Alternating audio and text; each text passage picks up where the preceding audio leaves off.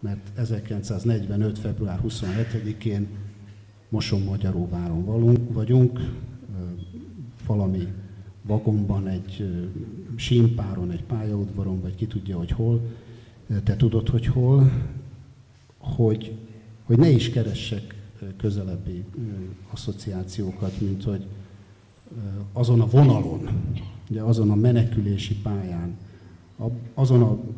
azon az Exodus irányon, amely nem sokkal előtted Radnótit vitte, és annyi 100 000 embert vitt abba az irányba, aminek a végén ugye a halál kapuja volt, ott születtél.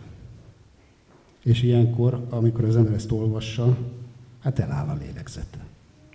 Te jössz.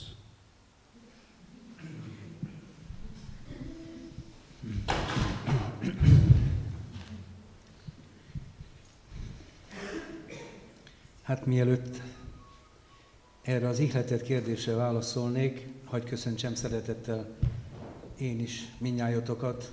Már többszörösen meg vagyok hatódva, nem csak István, mert nem gondoltam volna, hogy ennyien eljöttek és érdeklődni fogtok a könyv vagy szerény személyem iránt. Őszintén, tiszta szívből köszönök és köszöntelek benneteket.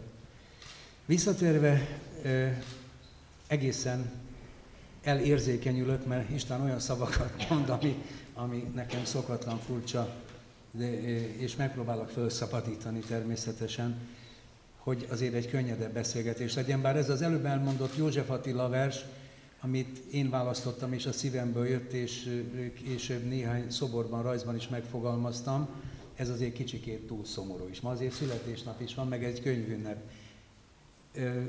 Ami a születésemet illeti, ez tényleg érdekes. Nem akarok humorizálni, furcsa módon szüleim nem a felszabadítók felé rohantak, hanem tőlük eltávolodva mentek nyugat felé, számomra ma is érthetetlen okokból. Érdekes egyébként, hát romantikus hangulatban lehetett, amikor engem kitaláltak. 45. február 27-én, azaz holnap lesz a bizonyos születésnapom, és érdekes volt, az osztálytársaim ezen a Budapest-Passau-Linz vonalon születtek a legkülönbözőbb helyeken, tehát természetesen csak később a gimnáziumban találkoztam velük.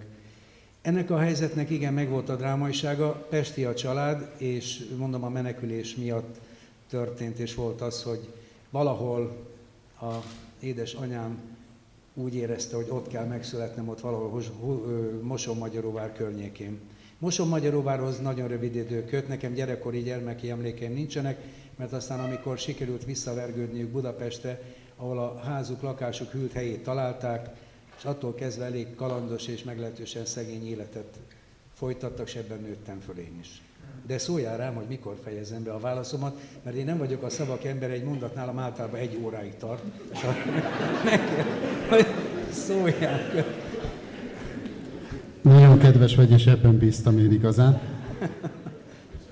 De akárhogy is, akár mekkora léptekkel lépegetünk előre ebben az életműben, és vizsgáljuk a pályádat, tekintünk a dátumok és a helyzetek mögé, úgy egyre nehezebb nekem. Tehát ez az indítatás, a születés pillanata, amit ugye meg is örökítettél, aztán egy ilyen félig nyitott marhavagonban, a vagon Betlehemben látható ez a születési pillanat. Ez, ahogy mondom, olvasok tovább, egyre nehezedik. Mert én magam nem jártam német különórára, nem teniszeztem, nem volt olyan hátterem, a Kossuth és Petőfi nem emlegette a felmenőimet, nem mondta és nem ismerte el Kossuth Lajos, hogy a nem tudom én melyik ősöm, ugye Kligl Józsefről van szó, mekkora feltaláló volt, és hogy bizony, hogyha Petőfi mondta talán, hogyha nem ide születik, hanem nyugatra, és lám milyen érdekes paradigma, ugye szoktuk ezt mondani 150-170 évvel később is, most az elmúlt 20 évben sokszor elmondtuk.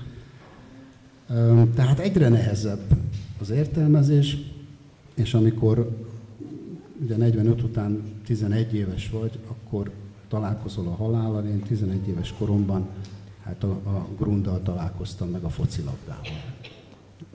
Csak egyre nehezebb, ahogy megyünk előre az életedben. Te ezt hogy élted meg? Hát nyilván az egészen kisgyerekkori emlékekből kevés maradt meg bennem, bár meglehetősen jó a vizuális memóriám, de olyan sok helyen laktunk Budapesten a későbbiekben, hogy valamennyire nem emlékszem, csak később mesélték el a szüleim. Egyébként ugye, mint nagyon jól tudjuk, 45-öt követően azokban az években, amikor én kisgyerek voltam, akkor kezdődött a hallgatás hosszú ideje is. Tehát így aztán a szüleim meglehetősen későn világosítottak föl azokról a dolgokról, amikről nem tudom. Én a könyvben ugye ezt szóba hoztam és megemlítettem, nem dicsekvésképpen, mert I. és Gyula mondta, hogy helyöcsém, nem az az érdekes, honnan jössz, hanem hogy hova mész. Tehát bőven van a családban, anyám és apám részéről is sokan, akikre büszke lehetek, de én most hát szobrászként, hogyha hivatkozhatok rájuk és emlegethetem, évek teltek, hosszú-hosszú évek teltek el, és ki sem merték ejteni, hogy honnan jöttünk, vagy mit csináltunk. Tisztes szegénységben éltünk, és kisebb gondja is nagyobb volt szüleimnek annál, mint hogy Petőfivel vigasztaljanak, aki rendkívül érdekes gondolatokat fogalmazott meg apai egyik ősömről, Kligl Józsefről, vagy anyám egyik nagybátyja, aki Temesvár főépítésze volt, egy másik korábban a Bécsi Opera főintendánsa. Tehát ilyenekről mi mélyen hallgattunk, és olyan baromi szegénységben éltünk, hogy ez aztán olyan mindegy volt nekünk, hogy kinek milyen volt a tette, múltja és egyebek. Érdekes figurák voltak, sokkal később, évekkel később, idős rokonoktól, és könyvtárakban tudtam utána nézni, vagy elolvasni, hogy kik voltak, mit csináltak. Ez egy furcsa dolog, de mások is ugyanígy voltak ezekben az években. Gyakorlatilag erről 90 után lehetett jobban szót ejteni, bár a sors úgy hozta, hogy én a 70-es évek közepetáján Baján született egyik ősömnek megmintázhattam a portréját. Igaz, ez egy aranyos történet, hogy oldjam egy kicsikét itt a komolyságot, hogy ugye a nevemmel nagyon sok bajom van. Hát szóval ilyen név, hogy Kligl, ilyen névvel nem lehet szobrásznak lenni. Hát szóval ez kimondhatatlan, borzasztó. Rengeteg bajom volt ezzel tulajdonképpen, és rosszul írták, rosszul mondják ki a mai napig, nehezen tudtam megszokni, így vagyok én, mások nevét is sokszor eltéveztem, de hát aztán a csúcs az volt, amikor a képzőművészeti lektorátus nem csak a vezetéknevemet, hanem a keresztnevemet is elszúrta, és Kligl Józsefnek tituláltak, és megbíztak államköltségen, hogy mintázzam meg a saját portrémat. Hát mondhatom, örömmel elvállaltam, de ő volt az, aki Kossuth,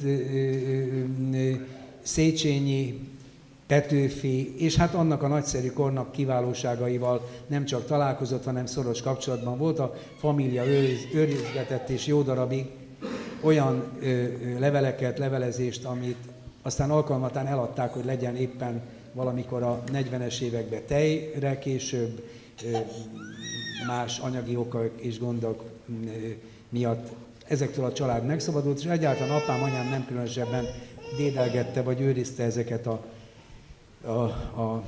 relikviákat, sajnos mondanám, de hát divat sem volt természetesen. Ezt kérdezted? Ezt, köszönöm szépen.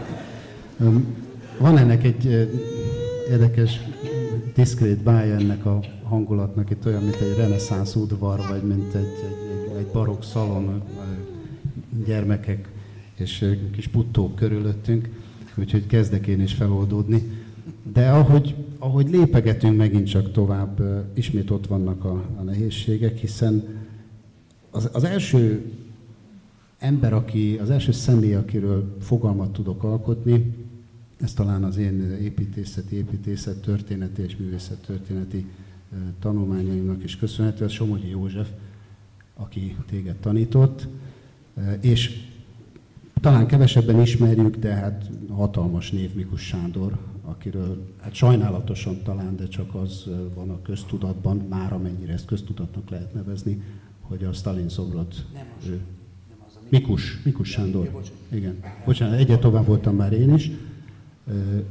Ő alkotta, de hát ennél mind a ketten ugye jóval többek voltak, és hát az a névsor, amit aztán az osztálytársaid, az évfolyamtársaid jelent, az pedig hát egyszerűen fölmérhetetlen.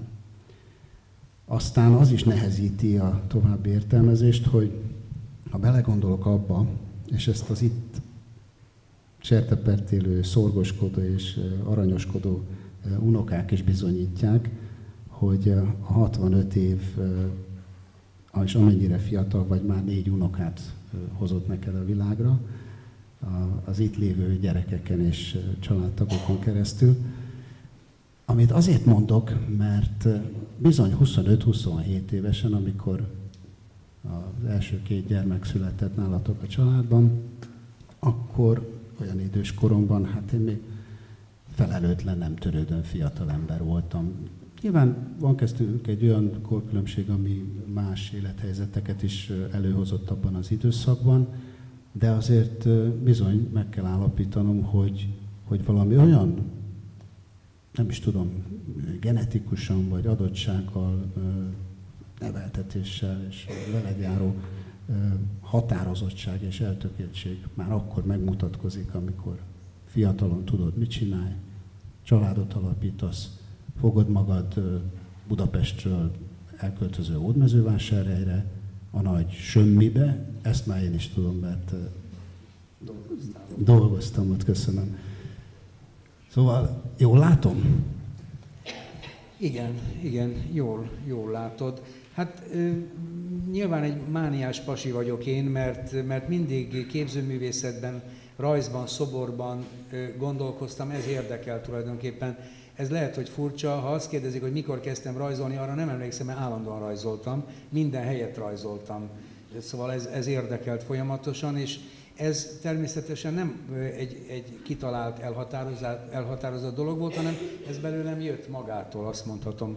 Hallhatóan beszélek, vagy közelebb tegyem, nem tudom. És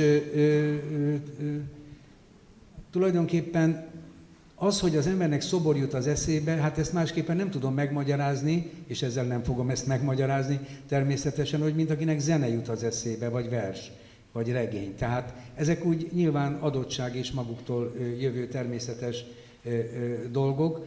Na most az természetesen érdekes, hogy nyilván kerestem azokat a helyeket, ahol én a lehető legtöbbet tudok rajzolni, hát először nyilván otthon, és aztán pedig az iskolában. Annak idején szakkörök is működtek, de tulajdonképpen szerencsém volt, mert én még egy olyan művész generációval találkoztam, furcsa, hogy én ezt így múlt időben mondom, de olyan tekintélyekkel, már az általános iskolában is, aztán később a középiskolában, Budapesten a Képző- és Iparművészeti Gimnáziumban jártam, de még korábban, tehát a legkisebb gyermekévek alatt is zseniális emberek, akik nem kényszerből voltak pedagógusok, hanem hivatástudatból nagyon értettek hozzá, szerették a munkájukat, szerettek minket is, azért néha lekevertek egy-egy frászt, tehát de ez egy nagyon-nagyon szerencsés dolog volt, és nem akartak lebeszélni, különösebben rábeszélni sem erre a dologra, és aztán az ember, hogyha ebben a világban él, és a szobrok járnak a fejében, akkor nyilván megpróbálja ezt mind megvalósítani. Budapestről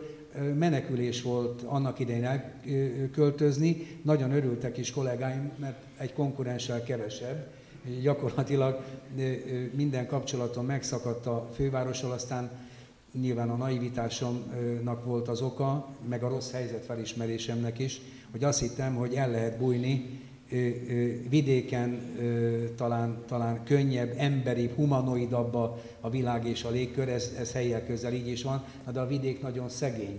És egy ilyen drága műfajt vidéken rendkívül nehéz, és itt kénytelen vagyok ugye ezt szóba hozni, én egy drága műfajnak vagyok a képviselője.